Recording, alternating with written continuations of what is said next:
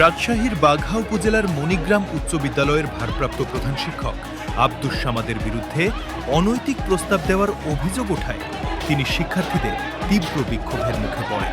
2026 সালের 9 আগস্ট রবিবার সকালে সাধারণ শিক্ষার্থীদের ব্যাপক আন্দোলনের জেরে শেষ পর্যন্ত তিনি ম্যানেজিং কমিটির সভাপতির কাছে পদত্যাগপত্র জমা দিতে বাধ্য হন।